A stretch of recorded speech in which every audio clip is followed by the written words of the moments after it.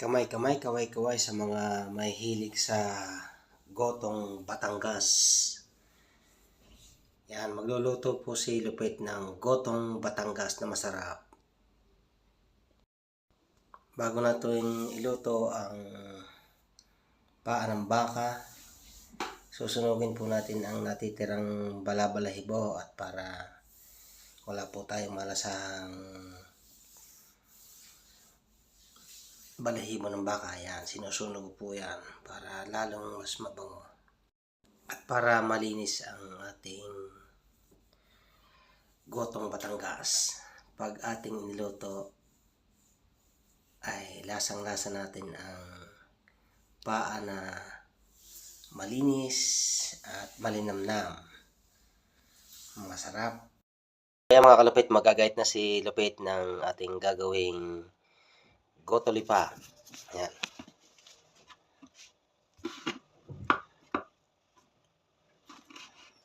Nahit ko na ang mga talitis ng baka. Ang bango. Malinis po yan. Pinakuloan ko ng mabuti. Ayan. Talitis ng baka. At ito naman, mga kalupit, ang pisngi. Yan. Hagayatin ko na.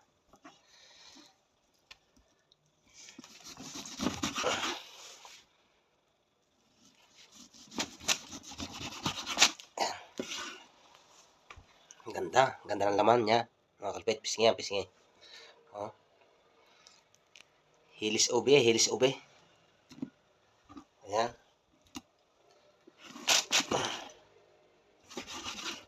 Gayatin lang natin ng manipis.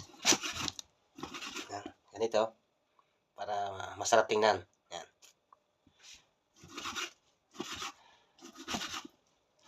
Medyo malaki-laki ito dahil pang sarili naman. Malaki ang gayat ko at pang sarili naman.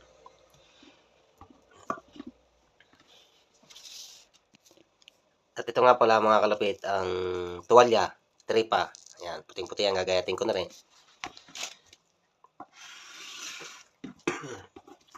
So, ang gayat nito ay pa-diamond para presentable ang dating. Kahit pang sarili, yan. Pa-diamond niya ang kalupit.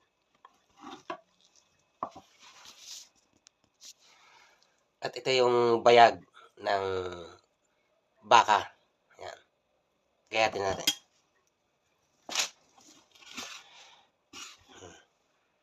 Mabango siya. So, ganito ang tamang pagluluto ng ari ng baka o bayag. Pag nagayat nyo, ay inyong lalabnawan o hahawan ng suka. Yan mga kalupit. At ang gayat nito ay pakudrato. Parang sa minudo.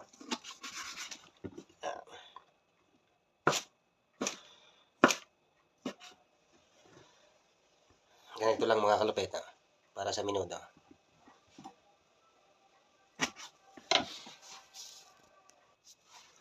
So, gayatin na din natin ang paa ng baka. Yan. Bali, itong napili ko, parting unahan na paa ng baka. Kaya, medyo maganda ang kanyang kuko.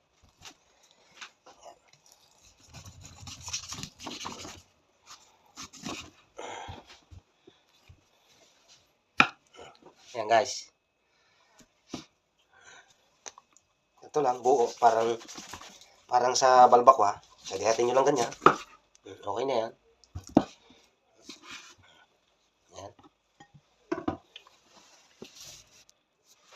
So yan mga kalupit, na hati ko na, nagayat ko na, bali pinagdalwa ko siya dahil ako lang naman ako kumakain, mag-isa lang ako, pinagdalwa ko siya, isa ito at saka isang puno. Yan.